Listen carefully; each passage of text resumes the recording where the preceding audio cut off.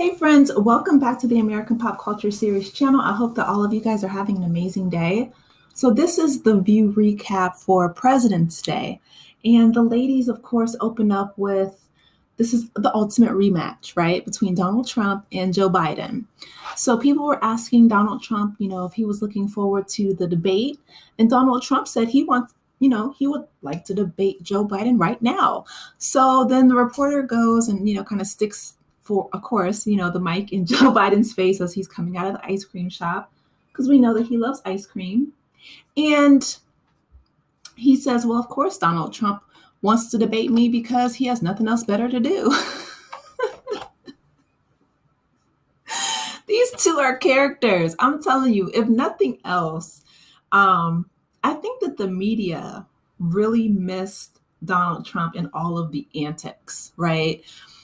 That's one thing that I know Michelle Wolf said during the correspondence dinner. She said that the media essentially made a lot of money off of Donald Trump. Like, if you guys know his administration, like John Bolton and all of them, they came out with tell-all books about just how crazy things were behind the scenes during the Trump administration. But that was really funny. I thought that Joe Biden said, of course, he wants to debate me because he has nothing else better to do. I don't know. I don't know if I'd like to see a Joe Biden and Donald Trump debate. Because here's the thing, the ladies were split, right? I will say I appreciate their spirited discussion. They were saying that, Donald Trump, Alyssa, on one hand, she's the only Republican at the table, but she was saying that she feels like they should debate because this is essentially a showdown for our democracy, right? Like, she's really scared. She's seen behind the scenes of what's going on with the Trump administration, and she is really worried for American democracy as a whole, which, I absolutely can see that because Donald Trump really did try to overthrow the election. I'm glad that Mike Pence stood his ground and said, I'm not going to essentially lie. And so he went ahead and, certified the election, being the vice president. All those people who tried to, overthrow the voice of the people, the voters, essentially got in big trouble, right? So, this is like, we need to see what they have to say. Sarah, on the other hand, who's the only independent like me at the table, she said that she disagrees because Donald Trump, he should be put like in a booth because he essentially like overtalks people. She's like, remember when he was behind Hillary and kind of, like trying to physically intimidate her behind her? She said that, he overtalks people, he gaslights, which all those things are true. I absolutely agree. I feel like they should have not only fact checkers, because Alyssa says she wanted like 3 fact checkers in real time, because Donald Trump lies a lot as well.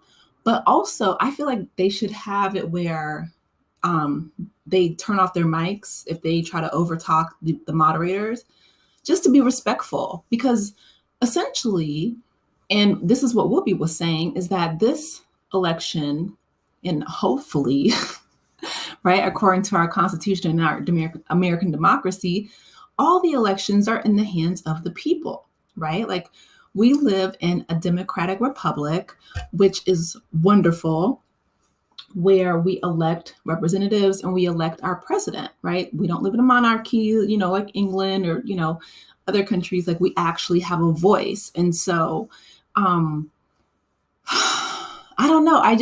On one hand, it's tricky, right? Because the people, a lot of Republicans, they put Donald Trump up as the front runner for a reason. They feel like he represents their best interest. On the other hand, he did try to cheat and steal the election. And, they said that the votes that he, requested in the states, that they were counted, and recounted. They said that's never happened before. A lot of people are saying that the country has never been this divided before. And so we are living in very, unprecedented times when it comes to our democracy. And our country is fairly new. So we're kind of, winging this thing, right? And learning as we go. But I do appreciate all the ladies had, different viewpoints, and they were all respectful of each other. Sunny, she said that she doesn't want to see, the twice impeached, guy with 91 indictments on the debate stage. She feels like it's below the dignity of the president of the United States. I mean, he has so many court cases. A lot, I think, was it Colorado and Maine? They were voting on whether or not he should even be allowed to be on the ballot. Like, the country is just really split over this. Because I feel like, if memory serves me correctly, Colorado and Maine are pretty conservative states. So for them to, I mean, it's not like California, which is a largely liberal state.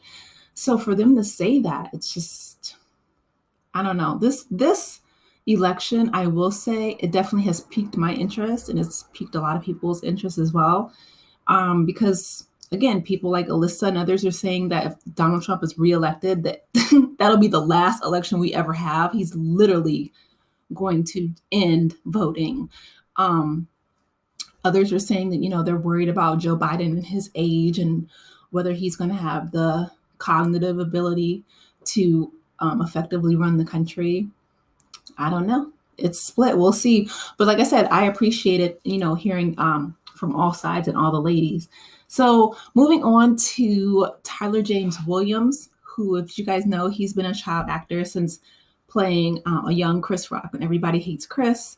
And now he's playing on Abbott Elementary, which is one of one of the greatest shows I think that has ever come across network television. Like Quinta Brunson, if you guys know her, she has essentially transcended from, internet fame and stardom, right? She started out that skit where she was like, he got money, and they were at the movie theater. Then she went on to BuzzFeed, and now she's writing and starring and, producing and literally like created Abbott Elementary.